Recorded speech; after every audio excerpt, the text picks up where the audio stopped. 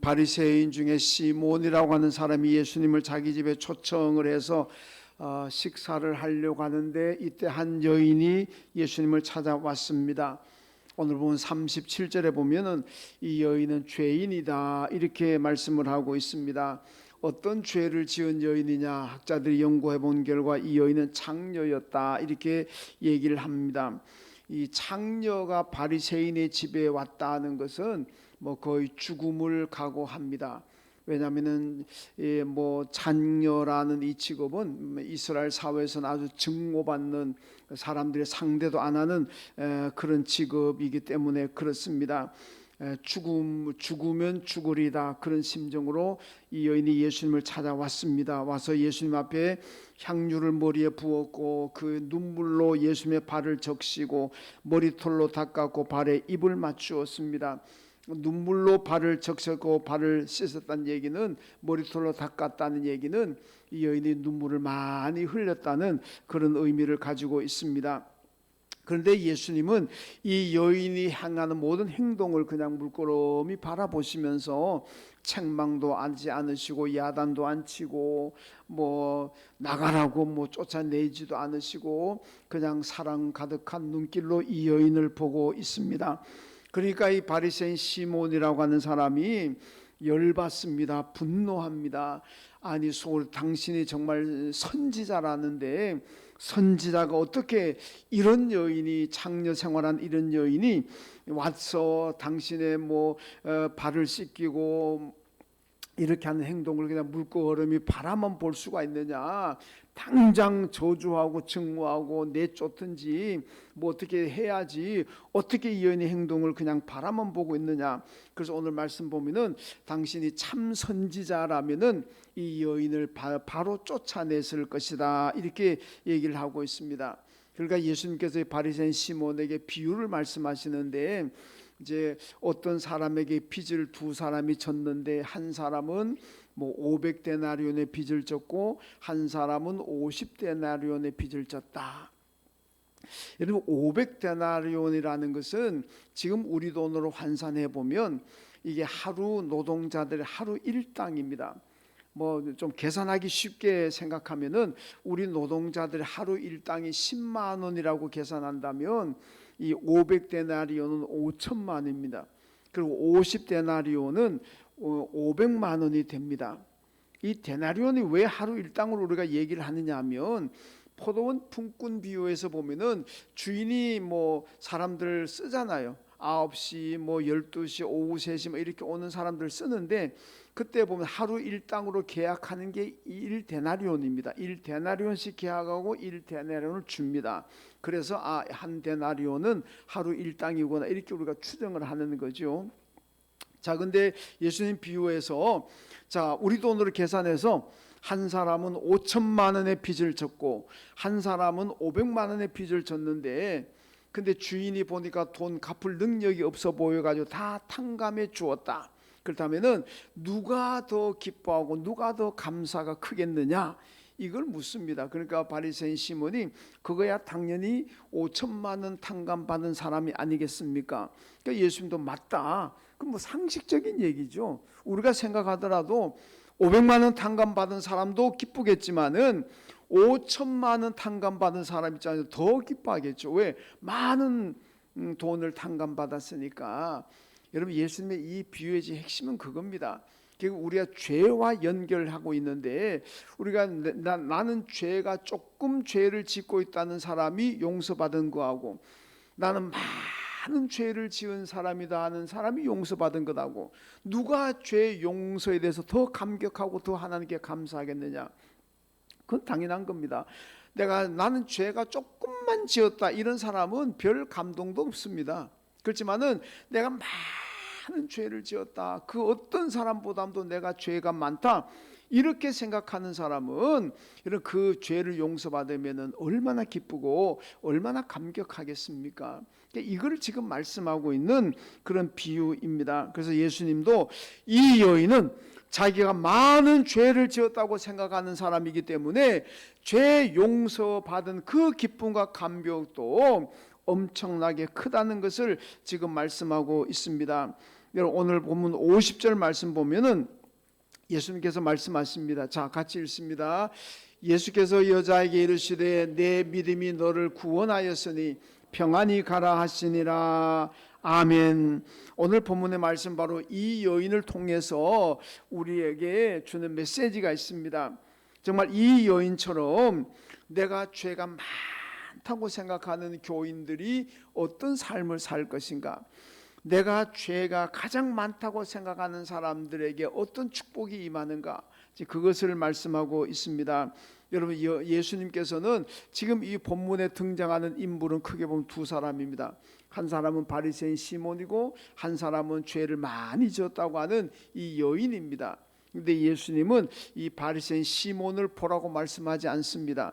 이 여인을 보라, 이 여자를 보라, 이 여인을 보면서 너희가 좀 신앙생활 어떻게 해야 될 것인지를 다시 한 번 더 되새겨 보라. 이것을 오늘 본문에서 말씀하고 있습니다. 그래서 이 여인을 닮으라는 바로 그런 말씀입니다. 자, 이 여인이 어떤 여인이냐? 이 여인을 보면은 죄가 많다는 것을 아는 여인입니다. 여러분, 이스라엘 사회 문화는 손님이 오게 되면 가장 먼저 하는 일이 뭐냐? 그 손님이 발을 씻고 손을 씻고 세수할 수 있는 뭐 그런 물을 대야에 떠서 가지고 오는 겁니다. 왜냐하면 이스라엘은 사막지대가 많잖아요. 그 사막에 모래바람으로 뭐 발도 뭐 손도 다 먼지가 묻어 있습니다. 그래서 손님이 집에 오게 되면 제일 먼저 대야에 물을 떠서 손님으로 하여금 손발을 씻게 합니다. 여러분, 그런데 오늘 예수님을 초청했던 이 바리새인 시몬은 그것을 하지 않았습니다. 이게 손님을 초청한 사람의 예의이고 문화인데 이 바리새인 시몬은 그걸 하지 않았습니다. 예수님을 자기 집에 초청해 놓고는 뭐 물도 안 떠왔고 손발을 씻으라고 뭐 물이 없습니다. 완전히 이거는 뭐 결례를 행했다고 그렇게 볼 수가 있습니다. 왜 그랬을까요? 바리새인 시몬은 자기 의에 빠져 있는 사람입니다. 그러니까 자기는 죄가 없다고, 그 죄가 있더라도 그만 요만큼만 죄가 있지, 나는 저 여인처럼 저렇게 많은 죄는 짓지 않는 사람이다. 이런 자기 교만에 빠진 사람입니다. 그러니까 예수님이 오셔도 예의도 갖추지 않았고, 여러분, 물도 떠오지 않았고 겸손하지도 않았다는 것을 지금 보여주고 있습니다. 그러나 이 여인은 자기가 죄인임을 알고 있습니다. 로마서 5장 20절 말씀 보면은요, 죄가 많은 곳에는 은혜가 더욱 넘친다, 이렇게 말씀하고 있습니다. 이 말이 무슨 말씀입니까?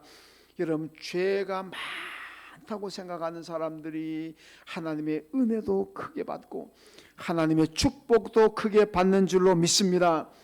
왜냐?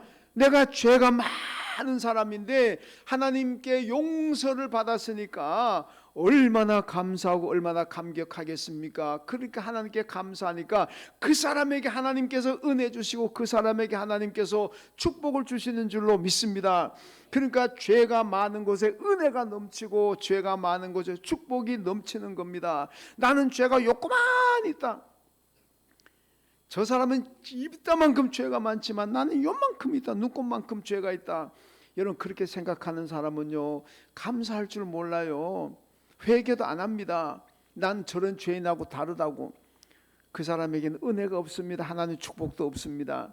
여러분, 우리는 하나님 앞에 감사가 많으면 많을수록, 감사가 크면 클수록 하나님의 은혜도 축복도 크게 임할 줄로 믿습니다. 어떤 사람이 그렇게 감사가 크겠습니까? 내가 이따만큼 하늘 땅만큼 죄를 가지고 있는데 그 죄를 용서받았다고 생각하는 사람은 다 감사하는 거예요. 그러니까 하나님의 은혜와 축복도 풍성하게 임하는 줄로 믿습니다. 여러분, 이게 바로 로마서 5장 20절이 바울의 고백 아닙니까? 죄가 많은 곳에 하나님의 은혜가 더욱 넘치더라. 여러분, 바울의 고백입니다. 여러분, 바울이 예수 영 믿고 난 다음에 많은 박해와 죽음의 위기에 당합니다. 그런 가운데서도 바울이 늘 감사하고 기뻐합니다. 이런 바울이 매 맞는다고 해서 감옥에 갇혔다고 해서 불평하고 무슨 나 이제 예수 안 믿을래 그러고 나 이제 감옥에 나가기만 해봐라, 이제 다시도 전도 안 한다 그러고, 여러분, 바울이 그랬습니까? 아닙니다. 매를 맞으면서도 감옥에 갇혀 있으면서도 헐보고 굶주리면서도 늘 기뻐하고 감사하고, 여러분 예수의 복음을 전했던 사람이 바울입니다. 왜 그런 감격, 왜 그런 기쁨이 있겠습니까? 여러분 바울이 고백하는 게 뭡니까? 내가 죄인 중에 괴수다. 여러분 바울의 고백을 보면요, 나는 모든 사도들보다 죄가 더 많다. 나는 모든 성도들보다 죄가 더 많다. 나중에 나는 모든 사람들보다 죄가 더 많다. 내가 죄인 중에 괴수라 그럽니다. 여러분 우리가 생각할 때는 바울이 얼마나 위대한 사람입니까? 얼마나 그 깨끗한 사람입니까? 그럼에도 불구하고 바울은 모든 사람들보다도 내가 더 많은 죄를 지었다. 이런 죄의식을 가지고 있으니까 바울은 너무너무 감사하고 너무너무 감격하잖아요. 왜? 그 많은 죄를 하나님이 다 용서해 주셨으니까, 야, 하나님께 드린다는 것이 뭐가 아깝겠습니까? 생명도 그냥 드리는 겁니다. 여러분 바울이 만약에, 바울이 옛날 율법 예수 믿기 전에는 뭐라 그럽니까? 내가 율법으로는 한 점 흠이 없는 사람이다. 자기는 깨끗하다는 겁니다. 자기는 죄가 없다는 거 아니겠습니까? 여러분 율법으로 한 점 흠이 없다고 나는 의인이라고 자기 교만할 때 바울이 감사 감격이 있습니까? 없습니다. 맨날 사람들 때려 죽이고 맨날 증오하고 저주하고 저거 인간들 저게 인간이냐 그러고 그랬던 사람 아닙니까? 모든 사람들 자기 알로 봤습니다. 이 더러운 죄인들. 그런데 여러분 예수 믿고 난 다음에 보니까 자기가 죄가 얼마나 많은지, 그래서 죄인 중에 괴수라, 그 죄인 중에 괴수인 자기를 하나님께서 예수 그리스도 보혈로 내 죄를 용서하셨으니까 여러분 바울이 얼마나 기뻐하고 얼마나 감사합니까? 그러니까 죽을 때까지 복음 전하고 마지막까지 순교당하는 것 아니겠습니까? 여러분 성경에 보면요, 예수님께 와가지고 소원을 성취한 사람들이 참 많습니다. 예수님께 와가지고 소원 성취한 사람들의 공통점이 뭔지 압니까? 전부 다 하나같이 내가 죄인입니다. 내가 죄인입니다. 나는 죄가 너무너무 많습니다. 나는 도저히 고개를 들 수 없을 만큼 죄가 많습니다. 자기 죄가 많다고 생각하는 사람들이 다 예수께 와가지고 소원을 성취했고 예수님께 기쁨을 드렸습니다. 여러분 자기 의에 빠져있던 바리새인, 사두개인, 랍비들, 여러분 이 사람들이 주님의 능력과 주님의 축복을 경험했다는 얘기 있습니까? 하나님의 능력이 임하는 그 현장이 언제나 구경꾼으로 전락하고 맙니다. 때때로 조롱하기도 하고. 여러분 사도행전 2장 보면 초대교회 오순절날 마가다락방에 성령이 임하니까 막 기적이 일어나잖아요. 이 기적이 일어나는 현장에 보면요, 기적의 주인공, 기적을 경험하는 사람들이 있는가 하면은 그 기적을 물끄러미 팔짱 끼고 구경하는 사람들이 있고, 어떤 사람들은 아이고 저것들 대낮부터 술 먹고 술 취해가지고 광란을 일으키거나 아이고 저게 인간이라고 저게 예수 믿는다고 조롱하는 사람들 있잖아요. 여러분 하나님의 축복이 임하는 곳에, 은혜가 넘치는 곳에, 하나님의 기적인 능력이 임하는 곳에 여러분 우리는 거기에 참여해서 주인공들이 되어야 될 줄로 믿습니다. 그런데 여러분 구경하는 사람들, 구경 팔짱 끼고 구경하는 사람들, 아니면 비아냥거리고 조롱하는 사람들, 이 얼마나 불쌍한 사람들입니까? 여러분 하나님의 능력과 기적이 임하는 곳에 주인공이 되려면 누굽니까? 내가 죄가 많다, 자신의 죄를 인정하고 그 죄를 하나님 앞에 고백하고 용서받는 이런 성도들이 바로 하나님 능력과 은혜와 기적이 임하는 곳의 주인공들 될 줄로 믿습니다. 여러분 존 뉴턴이라는 사람이 있는데요, 이 양반이 흑인을 잡아가지고 노예로 팔아가 돈 많이 벌었습니다. 돈 많이 생기니까 방탕하고 타락한 생활을 했습니다. 그런데 자기가 하고 있는 일이 나중에 예수를 믿고 보니까 얼마나 나쁜 짓인지 그걸 깨달았습니다. 그래서 회개합니다. 회개를 너무 회개를 많이 했는데 눈물을 하도 많이 흘려가지고 여러분 시력이 나빠져서 앞이 아플 정도로 눈물을 많이 흘리고 회개했습니다. 그러고 난 다음에 그가 찬송시를 지어 부른 게 바로 405장 이따 설교 끝나고 부를 찬송입니다. 나 같은 죄인 살리신 그 은혜 놀라와.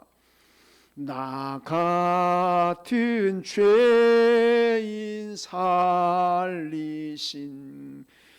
은혜 놀라와.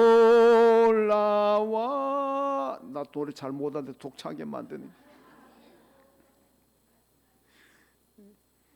제가 성악 전공했는 것 같으면 여러분 따라 부르면 안 되지만은 제가 노래를 잘 못합니다. 그럴 때는 빨리 따라 불러야 됩니다. 그래야 제가 좀 못하는 게 좀 덜 드러나잖아요.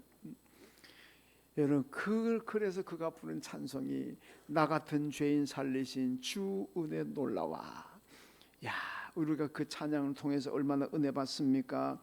여러분 이 양반이 자기 죄가 너무 컸다는 것을 깨닫고 나니까 그 죄를 용서하신 하나님의 은혜가 얼마나 큰지 그 찬송했는 거 아닙니까? 여러분 하나님의 축복과 은혜는 죄인임을 아는 성도들이 받게 될 줄로 믿습니다. 예수를 믿으면서도 나는 뭐 죄가 별로 없는데 우리 회개합시다. 그럼 너무 지은 죄가 있어야 회개하지. 맨날 교회 가면 회개하자는데 나는 뭐 지은 죄가 있나 뭐 좀 똑바로 살지. 나같이 좀 살아봐라. 회개할 게 있는가. 여러분 만약에 그런 심정으로 살아간다면요 하나님의 축복을 받을 수가 없고 은혜도 받을 수가 없고 감격도 없습니다. 예수 믿어도 기쁨도 없고 감사도 없는 겁니다. 오늘 보면 47절에 보니까 연을 향해서 예수님 말씀합니다. 내 많은 죄가 사하여졌도다. 여러분 죄인임을 아는 성도들에게 나타나는 현상이 있습니다. 여러분 교인들 가운데 우리 저와 여러분 다 마찬가지입니다. 내가 정말로 큰 죄인이라는 걸 알고 믿는 사람들은요 그 삶에 나타나는 현상이 있습니다. 그게 뭐냐 오늘 여인을 보면 압니다. 먼저는 내가 죄인임을 아는 사람은요 하나님 앞에 가장 귀한 것을 드립니다. 오늘 여인이 보니까요 이 여인은 부자가 아닙니다. 아마 이 여인이 돈 많은 부자였다면은 그 동네에서 그렇게 왕따당하고 멸시당하지 않았을 겁니다. 그리고 여러분 이런 여인이요 고가의 향유를 가져와서 예수님 머리에 부었어요. 이 향유 가격이 얼마냐? 우리 지금 오늘 누가복음에는 가격이 안 나와 있습니다만은 이 똑같은 사건이 요한복음에 나와 있는데 요한복음에 보면 가룟 유다가 이 여인을 책망해 버립니다. 가룟 유다가 야 이 여자야 정신 차려라. 그 예수의 머리에 부은 향유를 갖다가 팔면은 300데나리온을 받을 수가 있는데 왜 예수의 머리에 부어가지고 허비하느냐 낭비하느냐 이 정신 좀 차려라 욕하잖아요. 300데나리온 얼마입니까? 아까 내가 얘기했잖아요. 한 데나리온 하루 일당이라고. 그럼 3천만 원입니다. 어마어마해요. 별로 놀라지도 않으시네. 향유 하나가 3천만 원짜리 예수의 머리에 부었는데 여러분들 그 여인을 욕하지 않습니까? 혹시나 미친 여자구나. 그 돈 차라리 벌어가지고 가난한 사람 좀 나누지 왜 예수의 머리에 허비하느냐. 여러분 제가 지난주에 우리 노회 목사님들과 같이 저 강화도 갔다가 김포 왔는데 김포 우리 노회 목사님이 그 스테이크 집을 해가지고 거기 가서 점심 먹으러 이제 쭉 갔어요. 간데 그 목사님이요 맥주를 하나 가지고 나왔어요. 그걸 한번 맛보세요 그러더라고. 그래서요 가격이 얼마인지 아십니까? 우왕청심에 있는 빨리 드세요. 한 병에 100만 원이 넘는데요. 맥주 한 병에. 저는 이번에 가서 그 목사님한테 뭐 목사님 맥주 얘기하니까 영 매치가 잘 안 되는데 그 목사님이요 그 설명하는 맥주는 원래 수도원에서 나왔습니다. 그 세계에서 제일 비싼 맥주는 포도원 농장에서 만드는 게 아니고 수도원에서 나온 맥주가 제일 비쌉니다. 수도원들이 전부 맥주를 마틴 루터가 그렇게 맥주를 좋아했다는 거예요. 하여튼 뭐 그 연관시키는데 그때 뭐 그게 마이주나 요만큼 따라 맛이나 보세요. 그런데 우리 맛도 안 봤습니다만은 여러분 맥주 한 병에 100만 원이 넘는 거. 예. 그거 한번 드시고 싶은 분 저한테 얘기하시면 제가 가르쳐 드릴게요. 김포 어딘지. 근데 뭐 목사들이 뭐 술을 안 마시니까 뭐 맛을 압니까? 우린 그냥 입에 들어가면 달짝지근해야 맛있는데 제가 술을 옛날에 학교 다닐 때 그 중고등학교 때 좀 해봤는데 근데 왜 안 마시냐 합니까? 뭐 쓰다 그래야 되나 무슨 맛으로 먹는지 모르겠어요. 뭐 술 마시는 사람들은 달다 그러는데 제가 옛날에 마시면 뭐 씌워서 못 마시게, 뭐 마셔서야 마시지, 뭐 달든지, 뭐 씌운 걸 왜 그래 좋아하는지. 하여튼 간에 여러분 300대는 향료가 엄청 비싼 겁니다. 여러분 이 여인에게는 가장 귀한 것 아니겠습니까?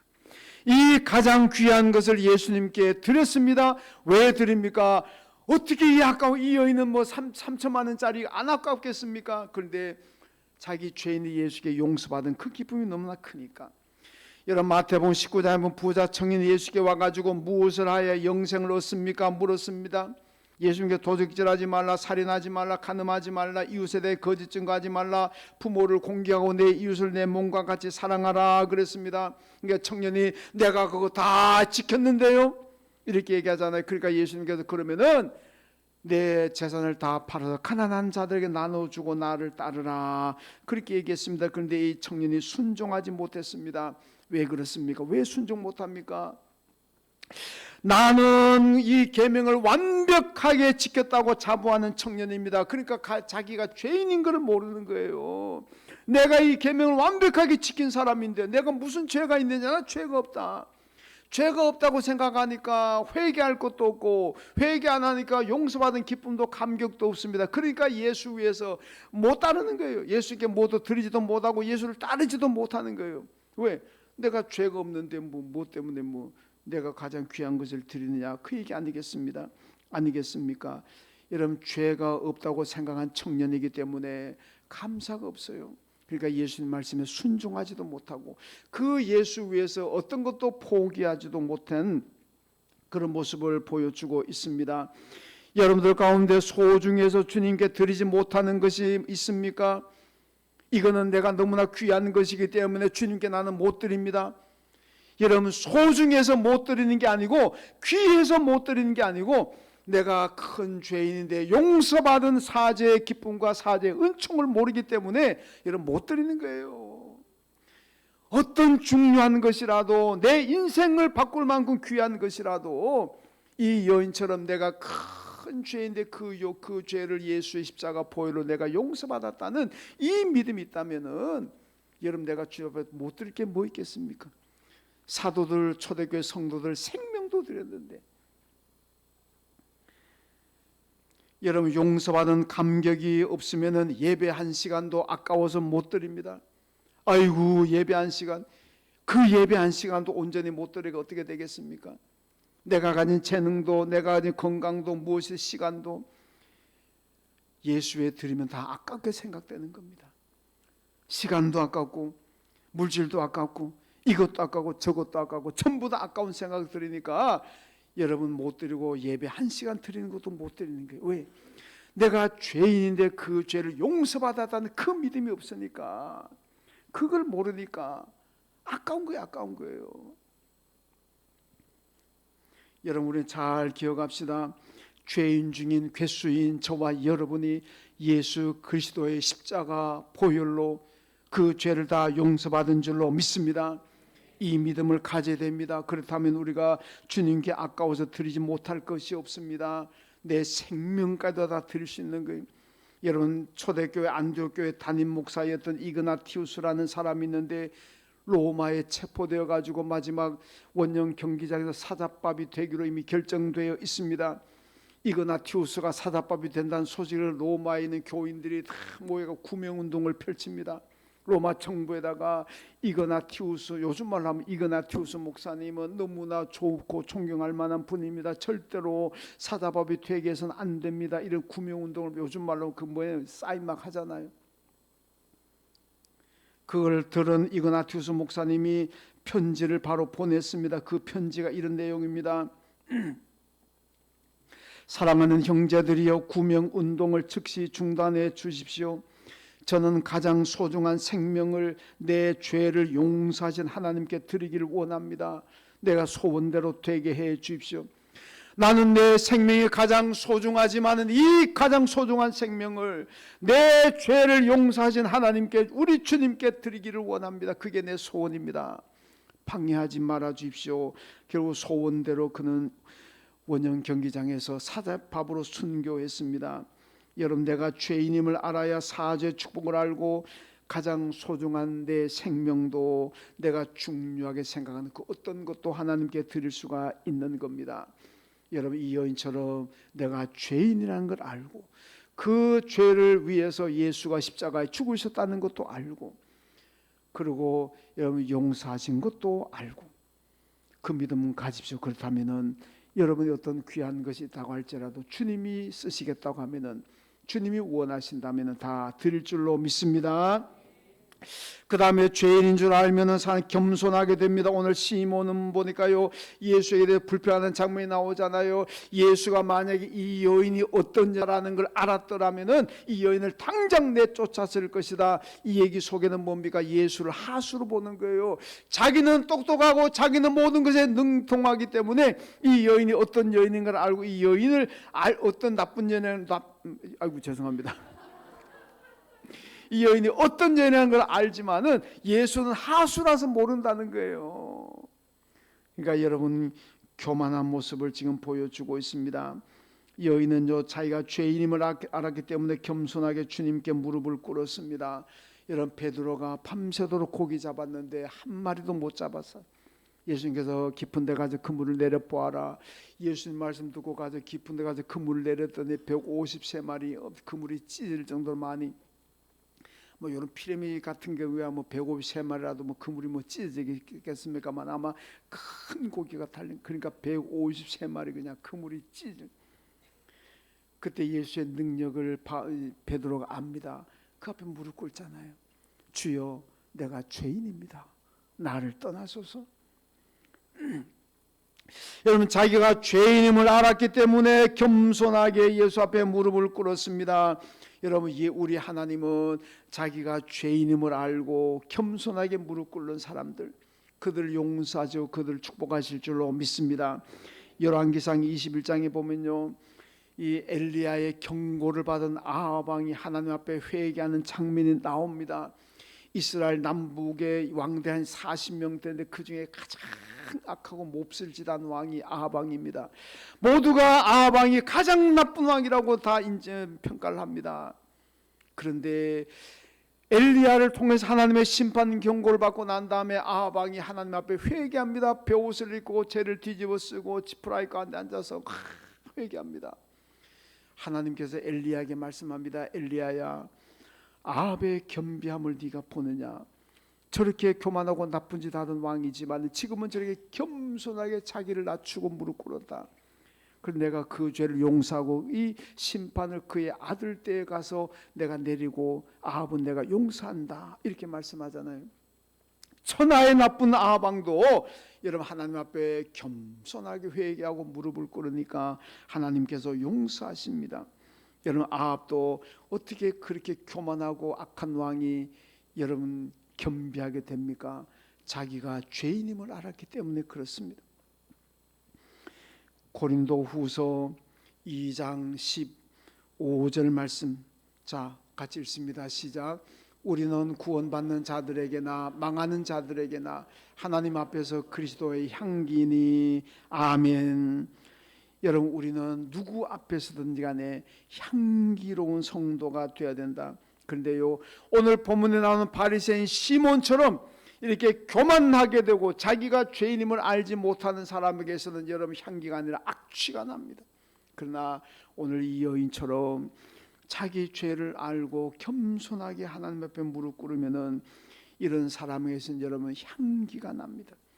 고개 빠빠 세우고 다니고 내가 무슨 죄가 있나? 그 사람의 악취가 납니다. 주여, 내가 죄인입니다. 내가 가장 죄가 많습니다. 이런 분들에게서 향기가 나는 거예요. 여러분, 생물학에서 발효와 부패라는 말이 있잖아요. 미생물에 의한 유기물의 분해 작용이 일어나게 되는데, 여러분 이게요, 분해 작용, 미생물의 분해 작용이 인간에게 유익하게 작용하면은 이건 발효입니다. 그런데 인간에게 나쁘게 작용하면 이건 부패입니다. 여러분, 우리나라 전통 음식 가운데 된장이니 무슨 김치니 다 발효잖아요. 이건 인간에게 유익하게 분해 작용을 일으킨 겁니다. 그런데 냄새 나는 거 있잖아요. 그 썩는 거, 이건 그냥 부패인 거예요. 부패. 여러분, 발효된 것은요 근데 우리 뭐 외국인들은 좀 안 좋아할 수 있습니다. 우리나라 사람들은 발효된 거는 냄새 좋아하잖아요. 여기서는 잘 모르지만 어떠다 해외 나가서 보면요, 한국 음식이 그리워질 때 그 된장 냄새 참 좋습니다. 김치 냄새 좋아요. 냄새만 맡아도 그냥 막 힘이 솟을 정도로 여러분 그렇습니다. 이건 발효니까 그런 거예요. 여러분 우리 성도들도 발효된 성도들이 있는가 하면 대단히 죄송합니다만은 부패한 성도들이 우리 교회는 없지만은 뭐 다른 데 있을 수 있습니다. 발효된 성도는 누구고 부패한 성도는 누굽니까? 하나님께 유익하게 하고 교회를 유익하게 하고 성도들 유익하게 하는 성도들은 여러분 발효된 성도들인 줄로 믿습니다. 하나님을 근심 걱정드리고 교회를 어지럽히고 성도의 신앙을 방해하는 이런 사람이 만약 있다면 그런 부패한 성도들인 거예요. 여러분들의 신앙이 발효된 신앙인지 부패한 신앙인지 잘 보세요. 하나님과 교회와 성도들 유익하게 한다면 여러분들은 발효된 성도입니다. 그러나 하나님과 교회와 성도들 해를 끼치고 어지럽게 만들고 그렇다면은 미안하지만 부패한 성도들 그 악취가 나는 거예요. 여러분 발효된 성도들은 향기가 납니다.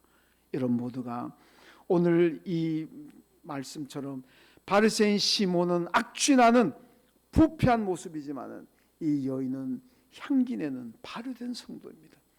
여러분 모두가 부패한 성도 되지 마시고 발효된 성도들 되시기를 주님의 이름으로 축원합니다. 하나님 아버지 감사합니다. 오늘 이 여인을 통해서 우리에게 말씀 주셨습니다.